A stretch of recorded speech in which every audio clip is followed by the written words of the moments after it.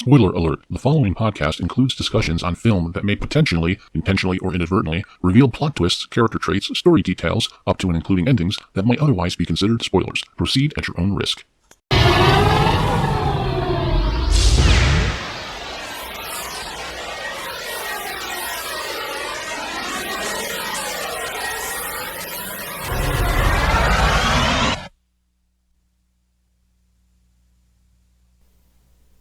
You're listening to Moviesucktastic.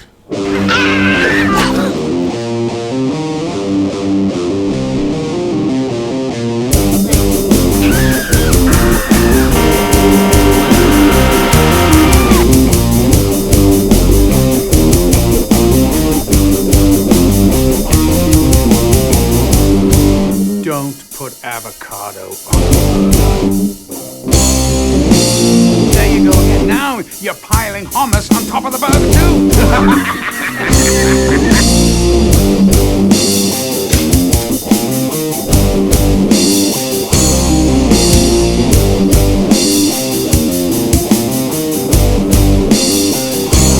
What you looking at?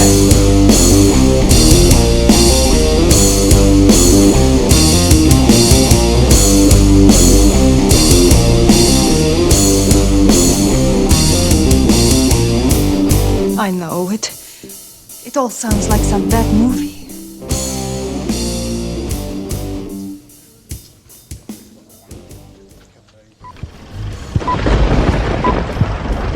Hello, everybody. Merry Christmas, everybody. Merry motherfucking Christmas. Oh, Lord. That's some severe Yuletide greetings there. Yeah, tell me about it. I am Batman, so. I'm the goddamn Batman. I'm the goddamn Batman. I love Merry that. Christmas. I had that for my wallpaper for a long time. Merry Christmas, motherfuckers. And welcome to the newest episode of Moviesucktastic. This is Scott and Joey coming to you. Joey and Scott. That better? That's much better. Joey and Scott. This is Joey and Scott. And this is episode number 95. 5, yes. Getting close. Getting close. I'm not paying attention now. And this is our Christmas Spectacular, and we're going to be covering the newly released Silent Night Killer Santa Claus. Which That's right. I think is awesome. Now, how do we want to do this? We want to talk a little bit about the first 1984 film, or just jump back and forth? Well, we're going to jump back and forth, but I want to let's start out with just the basics here. Okay. Back in the good old days, for those of you that are too young to remember the 80s from like at least a semi grown-up standpoint, I mean, because 84, that's now what, 30, 40, 28, 30, 28 30 years ago. I'm rounding 30 years ago. Fine. All right, so there's a portion of our audience that wasn't born yet. Yeah. And back in 1984, this was a magical time. They released a film called Silent Night, Deadly Night that was about a person dressed up as Santa Claus that kills, not Santa Claus himself, but a person dressed as Santa Claus killing people. This caused great controversy. It was all over. Huge. It was all over the news. The media was covering it. Parents groups and religious groups were up in arms. And the film was actually pulled from the theaters despite doing quite well because of the controversy involved. Yeah. I looked at its opening weekend, and it cost $1 million, and it made almost $2 million its opening weekend. Now, in 84, that's pretty fucking good, especially since it made almost double its budget the same weekend. And that was a limited release, too. Yep. Yes, it was. It didn't go that wide. The whole idea was supposed to start limited, then go wide. And so much negative publicity for it, they pulled it from the theaters. Those were simpler times, friends. And the runtime that they got back then was only 79 minutes. Not a long film. No, we've since got the uncut version, which is 85 minutes. And if you have the uncut DVD like I do, you can always tell when it's an uncut scene because the quality of the scene looks VHS poor. It looks very bad. because I actually rewatched it to prepare for this episode. And I watched it 20 or 30 times when I wrote the article, which is how I do my movie writing thing. So I pretty much memorized the film. And it's not a hard film to memorize either. I would imagine that it is a good film to try and write an article on, because it for whatever reason, at least with me, it really just stuck in my head. Even years later, rewatching it for this podcast, I could pretty much tell you beginning to end exactly. And it's also fresh in my head, but it's one of those films that you absorb very easily somehow. It's not a very complex plot, first of all.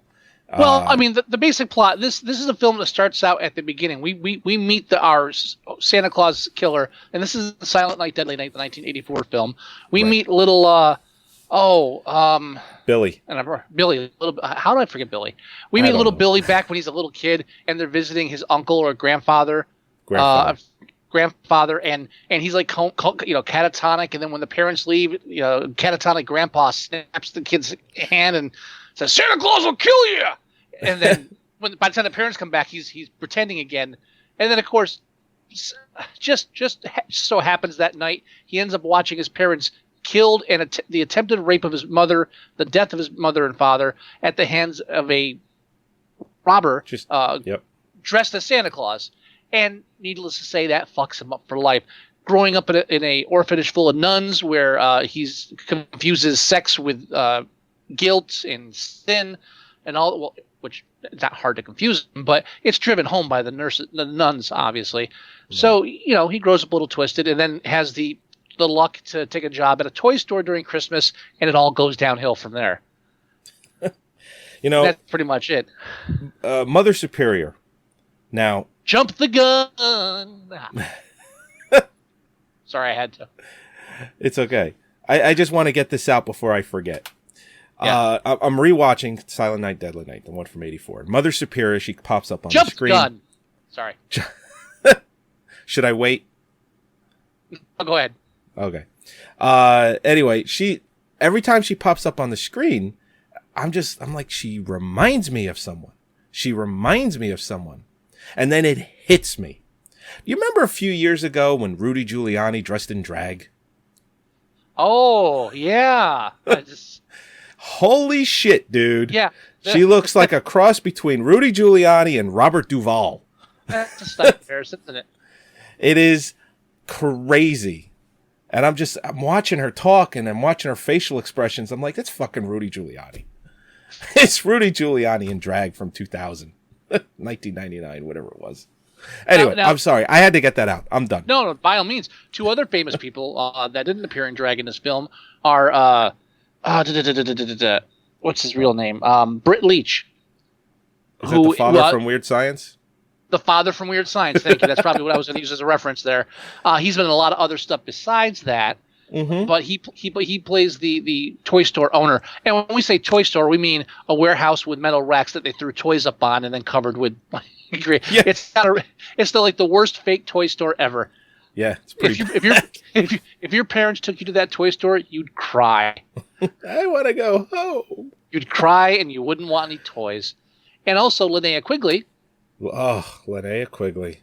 Back in the early days before she started calling herself Linnea. And she's in the famous antler impalement scene, which I wrote about in the article in Butcher Knives and Body Counts. Google it on Amazon, or Google it or Amazon it, whatever. Which was improvised during the filming. Right. And it was improvised. Oh, I didn't know that. It was improvised. They were filming it, and the directors, these antlers, and they on the set they threw some stuff together. It was not planned when they started filming that night.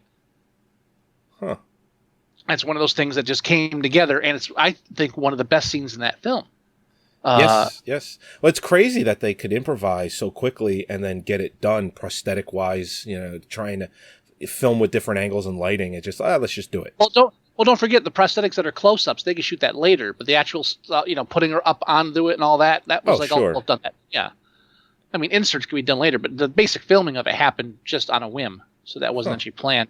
But it was guerrilla filmmaking, that kind of stuff. And the director, if memory serves me correct from my article, he did Bible documentaries.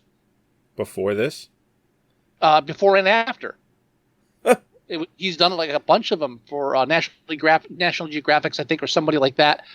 And he did documentaries on the Ark, and kind of the reality documentaries, not little vignettes. Fine. And somehow he just got involved in this. Somebody called him, asked if he wanted to write something, to do something. Yeah, sure. The irony of it all is that the religious groups and whatnot, the same people that would probably be impressed by his other documentaries made him. They took his movie out of the theater. Yeah, and they weren't the only ones that are upset. Do you have that clip of Siskel and Ebert? Siskel and Ebert, yes. Yes, I do. Here it is. Siskel, Gene, apparently not a fan of the film.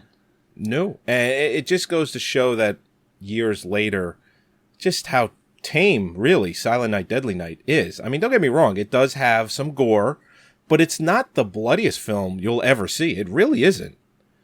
And you know what? I think you'll hear it when he says it. Actually, I won't even say anything until after he says it, because I'll point out the real reason why the few people that did see this film and reacted so strongly to it actually did. So go ahead and play that. Okay. And to see if you agree with me on this too. All right. You don't have it queued up. No, I got it. It's right here. Coming up next at the movies, a film that dreams about a red Christmas. 'Twas the night before Christmas, when all through the house, not a creature was stirring. All through the house, not a creature was stirring, not even a mouse.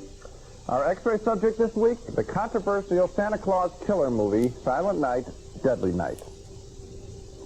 Actually, there have been two controversies about Silent Night, Deadly Night. Even before the film was released a couple of weeks ago, its TV ad campaign caused a furor with its brief depiction of an axe-carrying Santa Claus. The distributor of this film, TriStar Pictures, which is co-owned by Columbia Pictures, CBS, and Home Box Office, pulled the commercial out of release after a week of protests by parents led by a Milwaukee group. Of course, commercials like that usually die out after a week anyway, so thanks a lot, fellas. But there's no question in my mind that the showing of Santa with an axe on free TV and commercials is sick and sleazy and mean-spirited. So let's repeat the names of the people who did it. TriStar Pictures, co-owned by Columbia Pictures, CBS, and Home Box Office. Shame on you. Now, as for the film, I've got news for you. It's worse than the TV ads. Telling a typical mad slasher story about a boy who witnesses his father being shot and his mother being stabbed to death by a maniac in a Santa Claus suit. So now the traumatized kid grows up and is asked to work in a toy store as Santa one Christmas, and it freaks him out. He impales one naked girl on a set of antlers, spears another woman with a bow and arrow, and another with a knife, and yes, we even see Santa give one little girl a bloody knife as a gift and threaten another little girl with physical punishment as she sits on his lap. You might think that it would be funny, Roger, or it's played as quite sick in the film. So let me repeat the names of the writer and director and producers of this film. Michael Hickey wrote the film, Charles E. Sellier Jr. directed it, and Ira Richard Barmack produced it. You people have nothing to be proud of, even if you made a few bucks off of all the negative publicity. Your profits truly are blood money. And Silent Night, Deadly Night now has the distinction of joining I Spit on Your Grave as one of the two most contemptible films I've seen. And I don't mean to think it's campy. It really is quite awful.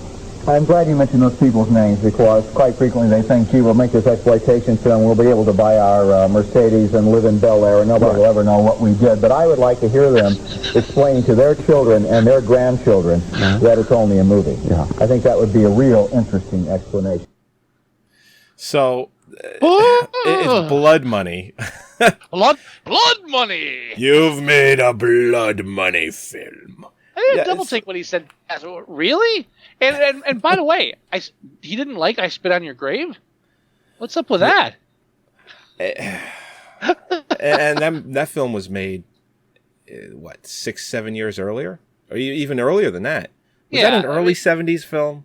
Like a 72, really, 73, 74? That's 70s. Oh, yeah, it's early 70s. Yeah. And there's no comparison. None whatsoever. The except subject for matter is completely different. Films. Well, right. I mean, low-budget horror film, that's it, yeah. Yeah. Now, Ebert's bad enough. Gene's bad enough with his blood money thing, and you should be ashamed of yourselves. Then Ebert's got to jump in. Yeah, these guys think they can just do these films and buy their Mercedes and live in. Yeah. Okay, Yeah, $1 million budget, guerrilla film. Yeah, these guys have Mercedes or cruising around and shit. What do you think? Yeah, these guys are living off the land, living high on the hog. and then they'll have to explain to their children and grandchildren about this. So, well, their children and grandchildren probably shouldn't be watching the fucking film. Right. It ain't a cartoon at prime time. This is an adult horror film.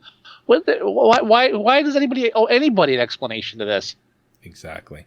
I mean, in the 80s, now let's get it straight now too. The 80s was a big resurgence against horror films. I mean, you Evil Dead, you were seeing the 70s exploitation bleeding in the mainstream 80s. So the 80s had slasher films, Friday the 13th, Nightmare on Elm Street, you name it. They were becoming franchises. Horror was becoming mainstream, whereas it was really more exploitational and your kind of what do you call it, grindhouse type films and stuff. Yeah. It was still a subculture. The subculture was becoming mainstream, and there was a huge push against it by the powers that be, by the parents groups, by the respectable people in society, and the older people that ran everything. That suddenly the stuff that was always in the background is now being sold on television and now being sold everywhere. There's a huge push against it. This is around the same time period of Morton Downey Jr. with his whole crusade against horror films. You were having a resurgence of the right wing and religious right wing talk radio was just starting to come into its own as well. The angry white male was taking over the country. All that bullshit coming together, but blood money, despicable. You might have made a few bucks off of this, but you should be ashamed of yourself. What's wrong let me correct with you? myself. I double check back. The director Charles Sellier, I think he pronounced it Jr. He was a producer of a lot of television, and a lot of the television was religious-based television, were documentaries on stuff like the origins of Christ, that kind of thing. Wow. And the writers only did this film, and technically the second one. That's the only thing they've ever written. That was like, really? Okay, we're done. We're done. That's it. We're done. We're done. Hey. Done. We had it. We did it. Now, I like the film. The original one. Yeah, we're still talking about the original. Yes. Oh yeah, it's a classic. It's your classic horror splatter. Your 80s splatter punk type film. No. If you didn't, what? Splatter punk. That's a different thing. It's a splatter movie. Maybe kind of. Yeah. Well, okay. it's a slasher. It's not a splatter film. It's a slasher. Not a slasher film. You're right. Slasher You're right. film. I'm okay. wrong. You're right. But it is your late night, midnight type, Cinemax after hours slasher film. Something you'd see late at night. And if you grew up in the 80s like Scott and I did, this is the type of film you watched. And this is the type of film that you liked. And no matter what, even in this day, you still like it. Now, let's be fair. Now, let me underline something here. I was 10 or 11 when this film came out. Yeah. So I vividly remember I wasn't watching slasher films at age 10. I'll admit that right now. I got into that later in life. I have to say 14 or 15. 13, 14. I was watching horror films a lot younger than I should have been. I was a late bloomer. I was a late bloomer on that regard. But I definitely, I don't know how I got away with it. I would end up watching, and again, maybe it's because I grew up in a European household where the rules were much more lenient. I don't know. I'm serious. My parents really never really pressured me to say, you can't watch this. My parents were the same. I think a lot of parents at the time period were the same way, where, again, first generation having cable in the house, and it was such a new thing that the idea of supervising what your children are watching, I think, was on the back burner of the brain. When it came to like the softcore porn that comes on at 2 o'clock in the morning, they were aware of that. But horror being shown and watching that, I think we were exposed to stuff that you really had to go out of your way to see in generations before that. Right. I myself just never really got into horror films up until a certain age, but once I did, I exploded. But even though I wasn't watching this type of horror film at age 10, I do remember it being on the news and actually being quite disturbed by the imagery that they would show on the news. I don't remember. Oh yeah, I remember. It was headline news. They were pushing. Oh, a horrible film out about Santa Claus, and the public is not happy. And the reason I think Gene there was, and he says it, near the end of his thing, he says, "Oh, you'd think we played for a comedy or a parody, but this is quite a serious film." And ironically, the reason he hates the film as much as they do, is the reason both of them do, is it's not played for. I mean, it's a very dark humor in the film. Right. Again, when he goes to the little girl and gives her the bloody box knife as a gift because she's been good. Right. I mean, apart from that, and every now and then where he goes naughty. Or how about when he's everything's great until the Christmas season rolls around and he starts acting a little weird, and their traditional Santa Claus, or the guy they were supposed to get that year, couldn't do it, and they're like, "Oh, we'll get the new kid." It's like, it's the worst thing you could have done is put this guy in a Santa Claus outfit, and they do. And then when they close on Christmas Eve, they make him drink alcohol. They make him drink alcohol. Yeah. Oh, you better drink. You got to be drinking now. Stick with me, kid. You won't even remember anything by tomorrow. Again, now there's humor in the film, but again, the point is, it isn't played like a Freddy film, like a Nightmare on Elm Street, where there's a lot of, or at least the later ones. The first one wasn't that kind of comedy.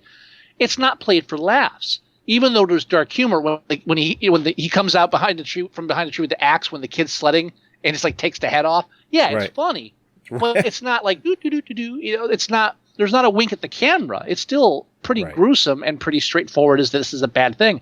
And again, the fact that the film walks you through the emotional torture of this child and how he becomes the adult, or the twisted adult that he becomes, it really lends a seriousness to the whole concept. And I think that's what bothered them the most, is that the film didn't just give a wink and a nod and say, "Oh, aren't we just being naughty?" It was like, yeah, all right, here's a kid, he's traumatized, there's some horrible things that happened to him. It had that 1970s exploitation feel, which a lot of the horror films that were coming out in the 80s were abandoning for the kind of just tongue-in-cheek camp. This is also very true. That you saw later with the later, when Nightmare on Elm Street became the goofy special effects extravaganza it was, and when Friday the 13th stopped taking itself seriously and just started making wacky deaths, everyone. And when he goes out of his way at the end of that to say, "Well, because you think it'd be funny," I says, "Really, Gene? Why? Why would you funny. Why would you think Why would you immediately assume a killer Santa Claus film would be funny?" So I blame that. I mean, I think the film's well for what the film is, a low budget horror film. It's well written to an extent. Again, let's not gloss over. It was thrown together in a rush. Dialogue's not exactly for an 80s slasher film. Personally, I think it still holds up. And the fact that it seemed like somebody was taking it seriously when they made it, it comes through. It did. So, I've always liked it. And that's why I chose to write the article on that for the anthology. When I heard, and I forget if you told me or not, that they were doing a remake. I think I did. I think I did mention it. If I didn't, concerned. Then I'm sure you knew about it. But yeah, I think I mentioned it, especially in the last week when I said, maybe we should do it for this week's show. Yeah. Now, and they didn't come out and say, it was never really advertised or shown as a remake of the classic, because no one, they pulled it after 2 weeks. Not a lot of people remember Silent Night, Deadly Night. If they remember anything, they remember part 2 in the Garbage Day quote. Yeah, Garbage Day. Right, which became synonymous with bad films. So the first film was overshadowed by the badness of the second one, which 50% of the second one is just them replaying clips from the first film. Pretty much. Yeah, so it's pretty much a sad thing indeed. So when you told me that, I was like, well, okay, there's not really a great track record these days with making classic horror films. My Valentine's Day, for example. Oh God. Just talk about a bad fucking horror film, remake or not, in the our decade. Yep. Huge money. Made huge money though. And that was a 3D film, and it was a January release, so what else was out there? Right. Well, you got to remember too, I think we talked about this in our 3D episode, which is like, God, I'm going to say like 70 episodes ago, somewhere in that range, where I basically said that because of My Bloody Valentine, it really got the 3D ball rolling for everyone to start releasing their movies in 3D, because they saw that a shitty little horror film that came out in January was profitable, and they said, well, what if we try and make a good movie and release it in 3D, even if it's not intended to be? I think that was one of the first widely advertised 3D films. Yeah. As far as like pushing the 3D, they had the people in the cinema, and the fireball would shoot over their heads. Right. I remember that trailer. It's like, are you kidding me? Yeah, they were really pushing the 3D on that, and like you said, it just showed that the marketing of it would be successful. That people are just as stupid now as they were back when they did the 3D back in the 30s or 50s, and then again 50s, and then 50s. Again in the 70s. It comes around. But it's cyclical, except this time now they're putting it in our fucking televisions. All right, but anyway, before we get on the 3D rant, which is easily done. Yes, it is. Anyway, so I was concerned. I was like, okay, again, not a great track of remaking horror films. Every now and then there was a good one. Black Christmas was not one of those.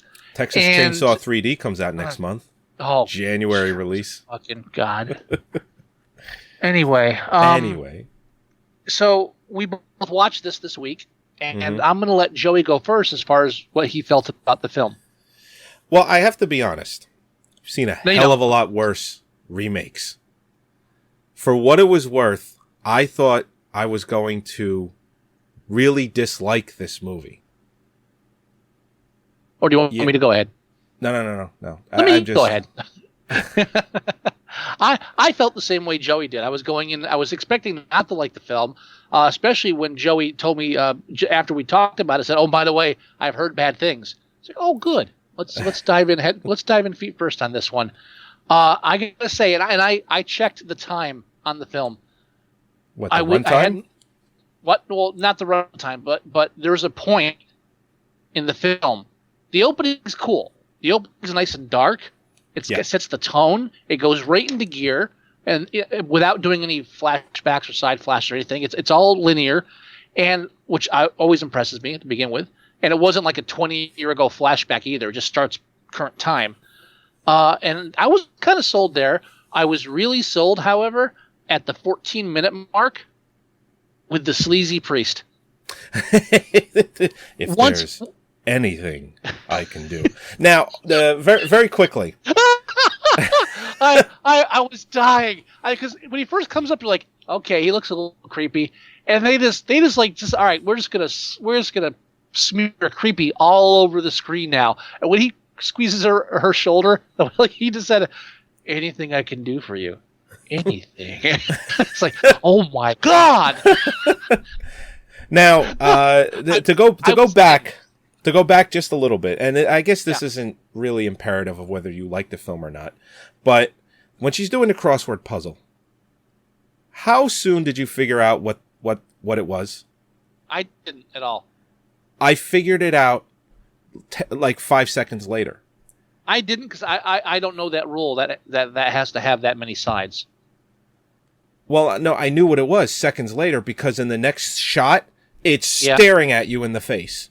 Is it? No, I didn't. It's right in the background. It's like, okay, that's what it is. Honestly, I was distracted because it immediately came to my light. Like every time you ever see people doing crosswords in films. Yeah. And like I was thinking, if I ever got up in the morning, I did a crossword, and like death was like one of the answers, I think I'd just stay home. I mean, that's one of the things they always. It's like the beginning of the Superman reboot, not the one coming out now. The last one, the Bryan Singer one, 2006. I'm sorry, I'm staring at it's Rudy Giuliani in a fucking nun outfit. Holy fucking Christ! But holy shit! It's like at the beginning of that shitty Superman film where the Scrabble board has alienation on it. Oh right. When the meteor hits or when Superman hits again, like they always use that in films, and if that happened in real life, if I'm doing a crossword, it's like vivisection, mother, Tuesday. I'm not making plans this week. This is so my mind went off on a spin, so I didn't notice what you were talking about. I can't help it sometimes. You throw something like that in a film, and immediately it's just going to start. But I really liked this film. You did.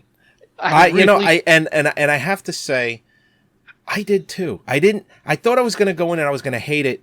And I'm watching it, and I'm just saying to myself, yeah, there's a lot of things I could pick apart, but not more than say anything else. And it's and like there's every intention that I should not like this movie, but I do. All right, now I'm got a strong horror film background growing up.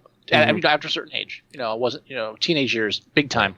And so when you're watching a horror film, just like if you're watching sci-fi or any, drama, romance, each genre has specific rules or specific formula that you're usually going to follow. Right. So you're going to have red herrings, and you're going to set up the different types of characters. That's all coming. You have to forgive the setup. And once you forgive the setup, which isn't a bad setup, but it's just, nothing unusual, the characters are interesting. I, for one, am immediately rooting for Santa Jim. The minute we meet Santa, I'm like, this. I don't know. Whatever happens to this film, please let this guy be one of the last men standing, because this guy's awesome. And let me tell you something. The other character that I enjoyed a lot was Malcolm McDowell. Malcolm McDowell fucking rocks. When he calls her, and and he says, "Listen, Jordan, he hasn't come in. We don't know where the fuck he is. I need you to work Christmas Eve."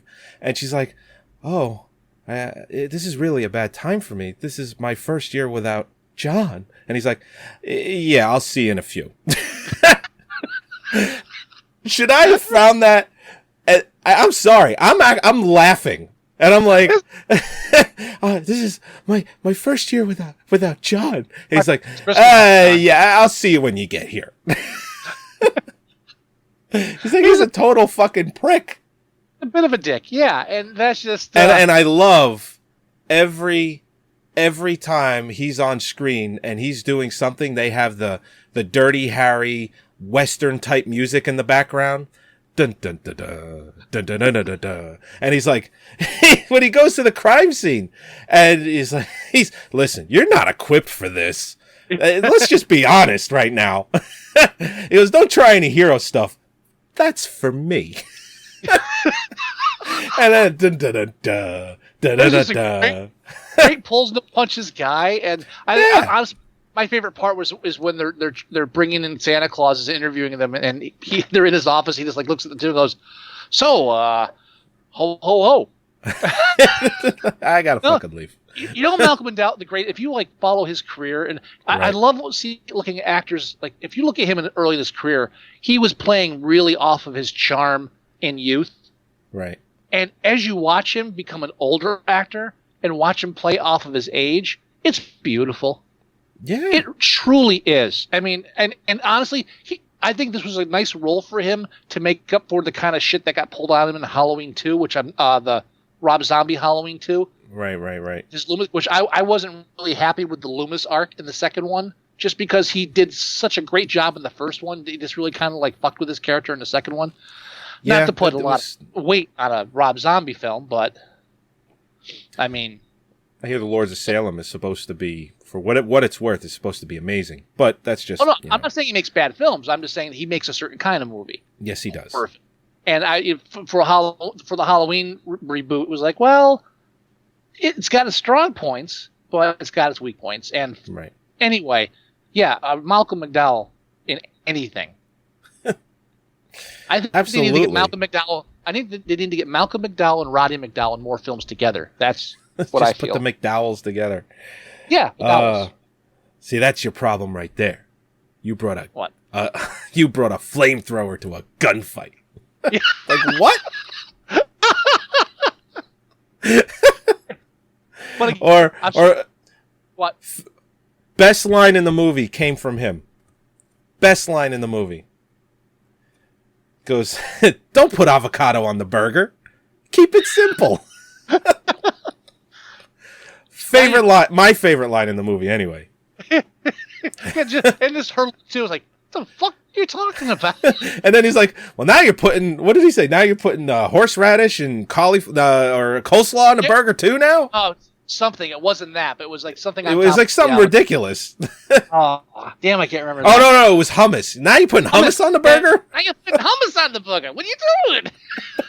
Don't put avocado on this burger. It's Carlson. 2 S's. My ass. Double S. Double screwed. It's just like everything had to be a fucking. And then the fucking music bed underneath is like, He's gonna wish he never came to my town. Da-da-da-da. Yeah. When they're using the camera from the one crime scene, and it's got like they were shooting like porn on it. Right. He's watching it. You want to fast forward, Chief? Huh? What? Oh, yeah. Well, yeah. No, like I'm getting a mental image in my head. Yeah. It's like, a cheesy moment, like you expect it, but Malcolm McDowell plays it perfectly. He just professional. Right. Professional thespian. He's this. I honestly don't think these guys are wasted in films like this because I didn't think this film was bad. I thought the dialogue was okay. I was fine with it. It's not about now as far as what it brings from the original film, it doesn't bring the same storyline, so to speak. No. It doesn't have the same structure because we start right off with the killings. We don't have the whole backstory explaining who it is. They pretty much keep who it is a mystery throughout the film. Mm-hmm. And honestly, that's the one thing I didn't like at the film at first because it's really just like, it's okay, it's the shape, but now he's wearing a Santa Claus mask. Or, instead of a hockey mask, it's a Santa Claus mask. It's a big guy running around killing people. It's faceless. It's really that same Halloween Jason Michael Myers feel. Now, what they do bring... Oh, I'm sorry, what? No, I'm agreeing. Now, the few things they do bring over, they bring over some of the killings. They bring over the antler scene. Now, I have to honestly say, it shows me the antler scene in this film, I think, is weak in comparison with the original antler scene. Yeah, watching the original. Well, I mean, also it's Linnea Quigley's beautiful naked breasts as well. What was that? What? Linnea Quigley's workout? What? Episode 5, if you want to hear that one. Yeah, Linnea Quigley's horror workout. But yeah, no, you're right. But they also do other little things too. There's other little things that they had in the original film that they brought over. A couple of killings, a couple of sayings. They even brought over from the second film when the guy is bringing out the garbage. He goes, "What is this, garbage day?" I was wondering if you caught that because, I remember when he did that. I was like, "You gotta be kidding me!" And that showed that somebody actually cared. They cared enough to throw that line in. Right. Just everybody. I wish I'd seen this in an audience, like in a theater. Mm-hmm. Just so I could have heard like the 5 people that went, "Ah!" Well, I mean, even you find those right. people after the films. Yeah. Well, in the antler scene, if you like really dug deep in that scene, in the original scene, when Linnea Quigley tells, and this is in the 84 one, when Linnea Quigley tells her little sister that if she's not good, Santa isn't going to come tonight. And the boyfriend is like, "Yeah, that makes 2 of us." Well, in the remake, in the scene right before she was impaled by the antlers. Oh God, yeah. She's like, "I think Santa's going to come early this year." And it's like, well, it's the same thing. Wait, I'm going to lighten Santa's sack. Her boyfriend, of course, is the Jason Mewes lookalike. Yeah, right. Who filled in for Billy in the scene with the grandfather that snaps out of his catatonic and says, "Santa Claus is coming for you, boy. If you see him, you better run." Whereas the original guy looked like Kenny Rogers. The guy in this one looked like the father from Raising Arizona. Yeah, it's just similarities. I don't know. Fair. Yeah, but again, they kept those images. Now, now if you go back to the Nightmare on Elm Street reboot, mm-hmm. Which I haven't seen yet. But I told you this in our review of it last time. Mm-hmm. They did this thing where they took all these iconic scenes from the original film and just copied them verbatim. The girl being like the body bag being dragged through the hall, the hand in the bathtub, every major iconic scene you remember from the original film, they just put in the new one. And it wasn't even like clever. It was just, okay, we're redoing this now. I would say this is why they didn't do another film. It's been over 2 years. It's 2 steps away from the Psycho remake where, we're going to remake it frame for frame. Then why bother? Right. And it's also the reason why they didn't do another Jason film. They did the reboot of the Jason franchise, and they were going to do the second film. It's been 4 years. Yeah. It just, nobody cares. But if you're not going to do it right, don't fucking do it. Now, see, at least Rob Zombie, he put a spin on it, he changed it, and he kept elements, but he didn't just like, oh, now here's the scene with the closet, and now here's the scene with this. He changed shit around, and he just kept, he took the tone, kept key elements, but didn't just like cut and paste certain scenes. And Silent Night does the same thing. You've got the catatonic guy with the kid, but it's not the same setup. The parents aren't there. The kid's a dick too. You've got you've got the boyfriend and girlfriend scene there, but it's not the same kind of thing. The little girl's not in the same house. All they changed the garbage day reference. What they did bring over, they didn't cut and paste.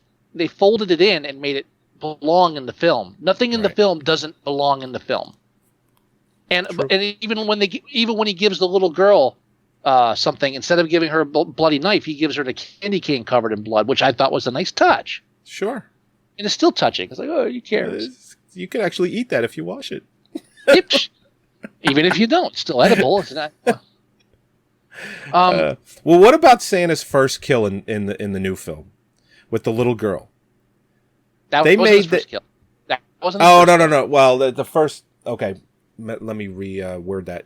His first kill since going into town, I guess. Yeah. All right. His first kill on the road. Okay, right. Whatever. With a little girl. His third kill. They make her so fucking hateable. Oh, that you don't care that she gets killed. But here's the beauty of it. When they're making her hateable, you're in on the jokes. Like, oh, okay, we're gonna kill the kid. All right, and they better kill the kid at this point because you don't set up this kid being such an obnoxious little brat where you don't kill him. I want to go to the mall, honey. I thought we'd go to the church today. Fuck church. Get your wallet and your keys. Meet me in the fucking car. It's just like the priest. It's so over the top. Like, all right, guys, we have a guy dressed as Santa Claus killing people. Subtlety's not the name of the game here. Right. So just like the priest, she's so over the top. There's no child like this in the world that hasn't been smothered, in their bed at age 7. Right. But when he and minor spoiler alert, if you really, it's just. But even then, something's coming. When he tasers her in the doorway. Right. I didn't ask for that. Yeah. I didn't ask for that. It's and she's shaking, and then and the foam's coming out of her mouth, and you're like, holy shit! And it's so brutal that even though you hate her, and as a horror film you want her to die, you're still like, Jesus Christ, man, that's brutal. Fuck, a little therapy would have solved that one. You didn't have to fucking kill her. Yeah. A couple of spankings, lock her in a room for a week. I mean, Now, this Santa Claus doesn't say anything until literally the last 10 minutes of the movie. Now, I got to point something out that the film didn't go into, and I don't know if it's on purpose or not, but that happens like in the middle of the day, in the morning. That happens in the morning, right? Yep. The mother goes up to get her purse, he kills the kid, and then leaves. They don't get the call till that night. Right. Yeah. And mom was the nervous wreck, and she was taking pills beforehand, like her heart pills. So she's fucked up because because she's living with a little obnoxious evil child. And so, the entire scene, which is kind of cool. Again, like the mother, like, don't go in there. You can't unsee a thing like that. And I'm just thinking, what have you been doing for the past 10 hours? Sitting, and all I can think of is sitting in the chair, staring under that tree. Right. It's just her and Jim Beam for 10 hours. Yeah, and it's there's such for me it put a little spin on the film that really just made me like it that much more. Just like the one part where they say, oh yeah, he's that one guy which used to work at the mill. They were filming porn, and that guy's a coke dealer now. It's like, when does this town get so sleazy? Oh right. Yeah, it's almost the town is almost like the entire world. Where it's like, yeah, things are a little sleazier than they used to be in the good old days. Things aren't as they should be. And the film just kind of throws those little things in there. Right. I mean, maybe it's just me. Maybe I'm reading too much into it. But it's a film that made me want to read into it because I was enjoying it so much. It's... like Santa Jim, you know? I mean, when he starts his little rant against the holidays and parents and stuff, it's like, go, Santa Jim, go. When I like what I said when I told you maybe we should do this, I heard it's terrible. I really intended all intentions of going in and not liking the movie. Oh really. yeah, and just every time, and I know when we review it on IMDb, because right now it's a 5. Fuck we're gonna that. review it. We're gonna review it much higher than that. Yeah, rate it. We're reviewing it now. Rate it. Yes. Now I need to bring another thing up along that line of where I the have films these new headphones. I have these new headphones, and I don't like them. They're almost noise canceling, and it doesn't say that on the package, so I can't hear myself talk, and it's annoying me. See, so well, that's what I was talking about before when I said my ears weren't my earphones weren't working properly. Anyway, another thing they did that interested me the further I got in the film. Correct me if I'm wrong, but all we ever know about John is that her husband. John. Well, did anybody ever say her husband?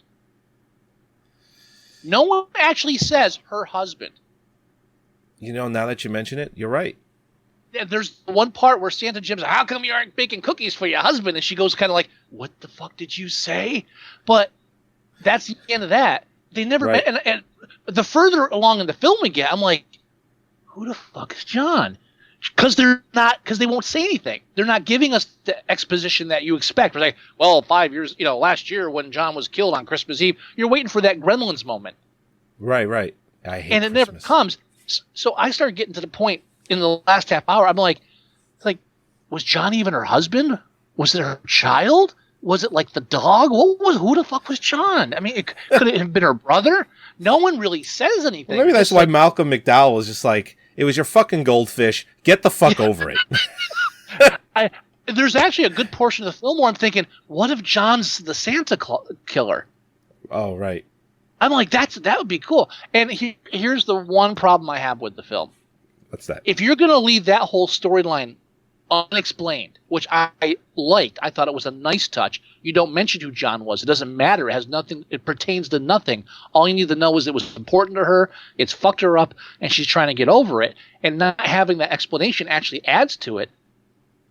But at the end of the film, spoiler alert, and I'm not going to give out the exact detail, but they actually reveal the story behind the Santa killer. They do. And that fucked up the film for me. Because first of all, it's a stupid origin. Yeah. Second of all, it feels like it's tacked on at the end, especially the way... It really fucking does. It does. It really, especially the scene where they do the whole backstory of it, and then the next shot, that really felt like, we need to put something there. There's just too much. We just can't roll credits after this. Mm-hmm. And when they pan out, there's the three scenes: the ending, the backstory, and then the ending again. They pan out. It seems like they pan out for like a minute, and then they do the backstory. I thought, that's the end. Right, exactly. And I thought, credits are going to roll, and they're going to show. Okay, well, I don't want to give anything away, but I figured the same thing. And what we're not giving away isn't worth giving away to begin with, so don't even fucking worry about it. Right. I mean, when you hit that panning away scene with the flame, you might as well turn the goddamn movie off. You just saw the best part of the film. The last 4 minutes is a complete waste. But again, I wonder if it was tagged on, because I can't believe that the screenwriters who went through and again, maybe in the editing they cut out the explanation of John. Maybe it's a happy mistake that worked out so much better than anybody thought. Maybe there was a scene where they explained, it's like, slow down the film, take it out. And all of a sudden, we just don't know who John is anymore. And now I'm reading into it like it's a fucking Fellini film. But it's just like, we cut the scene because it was slow. What the fuck are you talking about? But it just adds so much more to it for me. Right. Along with the sleazy priest. The sleazy priest makes it for me. And that was the opening clip we played at the beginning. Internet pornography. American Idol and internet pornography. I like the scene right before that where he's taking pictures of the girls. He's like, spread the joy. He's taking pictures of the girl. He's stealing money from the poor box. He's hitting on the cop who lost loved one. I mean, maybe he does say again. If I missed the part where they said it was her husband, right? I might have, but I'm almost positive no one actually comes out and says that. But Sleazy Priest rocked. Yeah. It's just, I was almost sad to see him go. Yeah. I know. Oh. Me too. I was sad to see Santa Jim go. It's like, don't come on. say that. That's a spoiler alert there, guys. Spoiler alert. I didn't think. Oh. Because I was hopeful that he would. The way he played him, I thought he was going to go through it. And you just ruined that for anybody listening. Listen, I'm sorry. Yeah. There's not a spoiler. It really It's a review. isn't. It's a review show. You know we're going to mess up and spoil something anyway. But shit, I feel guilty now. What? Don't feel guilty. I deserve coal. Oh yeah, how about when Malcolm McDowell gets coal and that's his gift? It's coal. He was like, "What the hell is this?" Coal. Nobody gives me coal. Speaking of Santa Jim, I gotta say, I liked the film. Again, with Wood Chipper, I loved it. Sleazy Priest, you had me. The antler scene, but they tried. It was done better than it happened. They had me. Garbage bag line. They had me. The point where I actually said out loud, I love this fucking movie, is when Santa puts down the axe, pulls back the sleeve, and he's got the brass knuckles that say ho ho ho. I was like, motherfucker, I am. This film is in my collection now forever. That was such a beautiful touch, and when that comes out of nowhere, it's like, yeah. And when he's punching, you just hear just squishy and brain matter. It's like plop plop plop plop. That doesn't even matter. I mean, he could have not even used it. Well, no, I know that. I'm just saying the follow through was good too. All around, this was a great horror film, and it's sad to see. I'm sad to see it that it's not doing well wherever, and I'm really sad to see people bombing. Now, ironically, I went through and I looked at some of the IMDb news group stuff on this because I like the giggle. Right. Sometimes you find someone in there that has an article, like somebody had something in there about the one of the guys that worked on the Rob Zombie Halloween films originally was supposed to write this film. And like, oh, this film was a piece of shit, and this treatment was 10 times better, but they shit-canned it, and now he's angry about it. He doesn't like this film. And I read the treatment, and it's like, yeah, it sounds boring. This film was better. This film had more going for it, I think. But I found a couple that really got angry about the whole, it's anti-Catholicism, and it's showing the priest in a bad light. So we got Santa Claus with an axe. Why? How is the church out of bounds? No, I know. It's talk about the war on Christmas. I mean, so Santa can be a killer, but we can't. And again, everybody in this town kind of sucks. Every character we meet is just okay. Yeah, he needs an axe, quick. And the sleazy priest is so over the top. It's not even like an indictment on the church. It's just, yeah, this guy's just fucking creepy. He just happens to be wearing a collar. For all we know, he wandered into town 3 years ago. I was like, I'm a priest. Nobody knows. That's like even just him. I'd love to see the backstory out of him. Just came in the town looking for a job. It's like, well, you don't have a priest. Well, I'm a priest. Because I can do anything I want. I'm the harbinger of morality in this town. Don't fucking believe me. Yeah. But it's already video on demand. I believe it's worth it. Blu-ray and DVD are out already. It went theatrical limited back on November 30th in the States.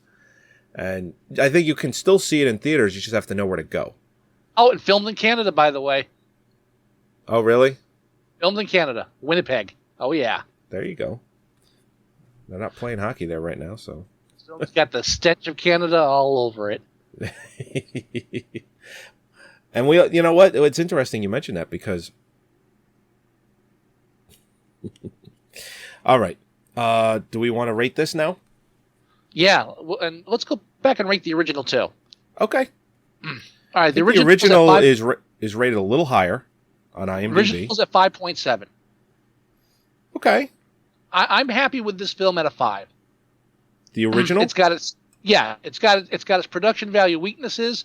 And again, I like the film, but just because it has like a serious element to it that works doesn't mean it's the best written thing. So it's iconic.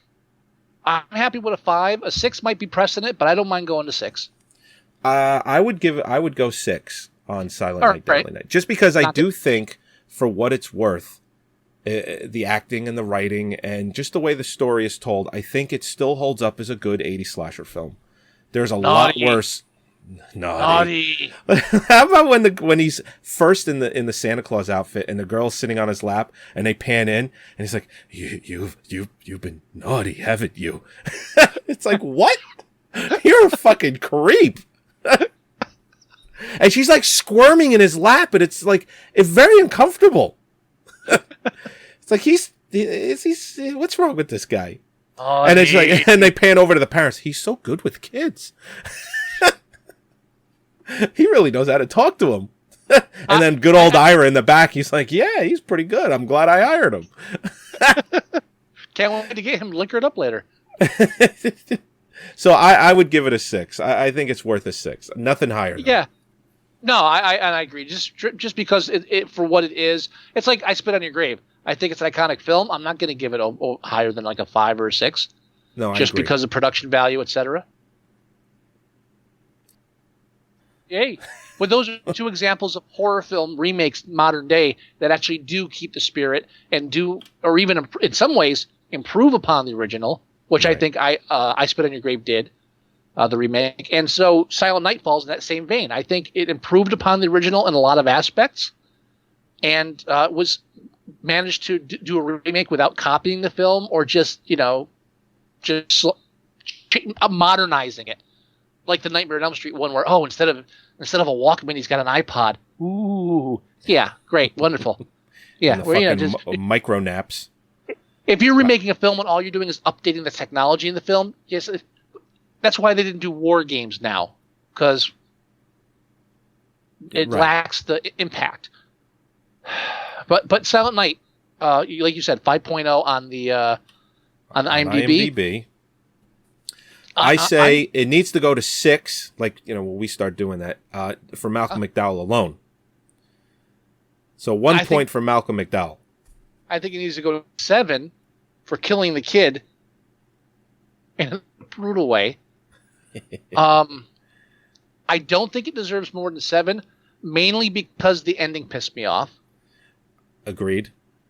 And because if you're going to get anything higher than a 7 for a horror film, it's got to be a bit deeper than a basic slasher film, which is what this is, a basic slasher film. Yeah. I mean, The Thing gets an 8 or a 9. There you go. And you can get away with saying that's sci-fi, not horror, which is bullshit. Well, yeah. It's true too. Well, look, they do that. Look at Alien. That's a horror film, right? No, it's sci-fi. Why? Well, because we're going to give it an Oscar. Okay. Oh, because it's in space. It's like, stop. Well, again, so is Event Horizon, but that's a horror film, right? When it's not reviewed well, it's a horror film. Right. If the critics don't like it, it's a horror film. If they do, it's a sci-fi film. Exactly.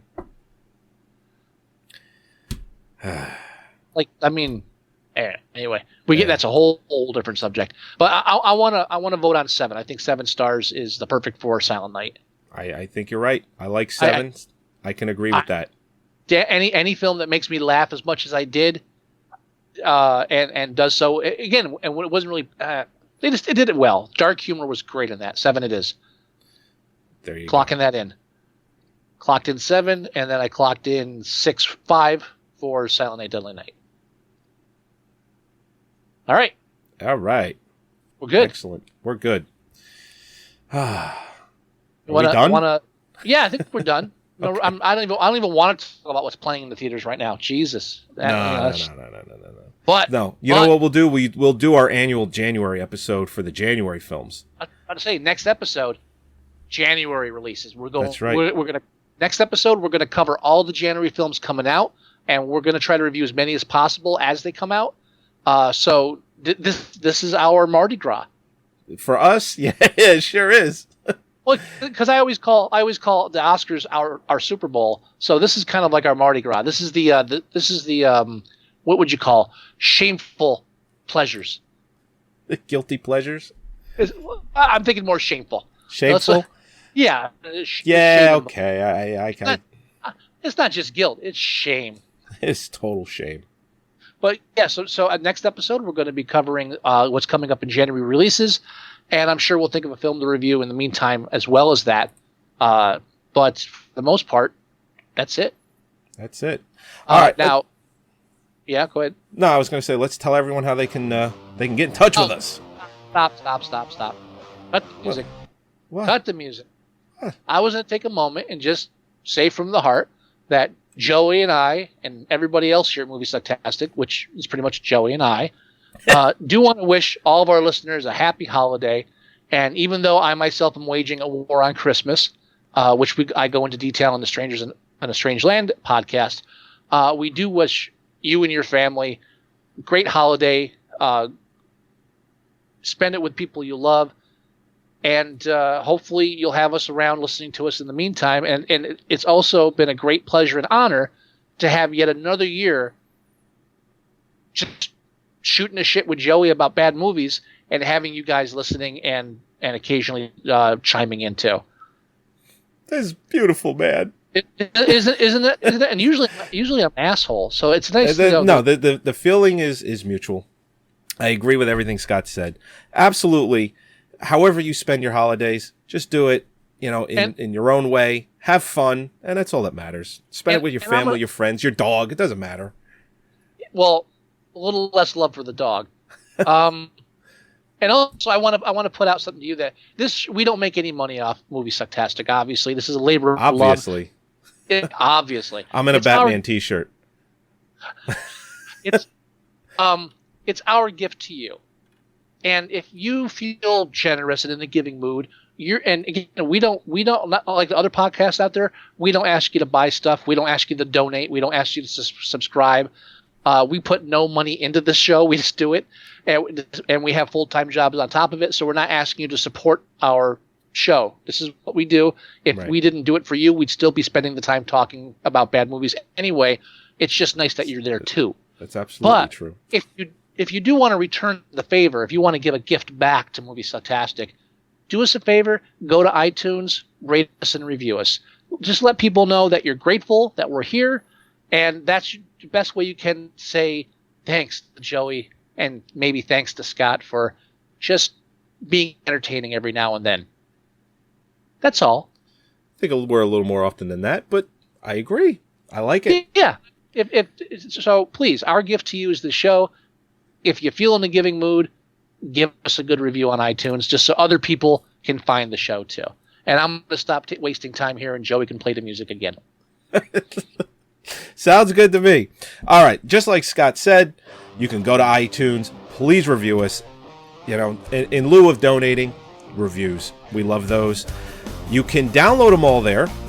You can download them all at our website at moviesucktastic.com.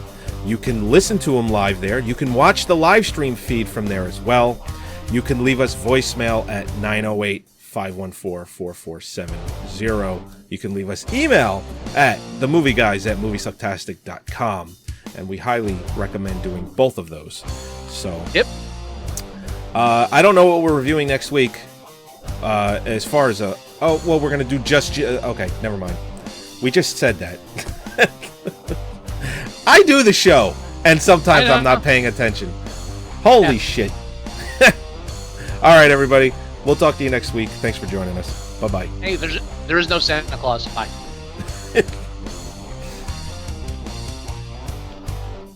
Well, there's not. I mean, I'm not like making it up. Yeah, but all right.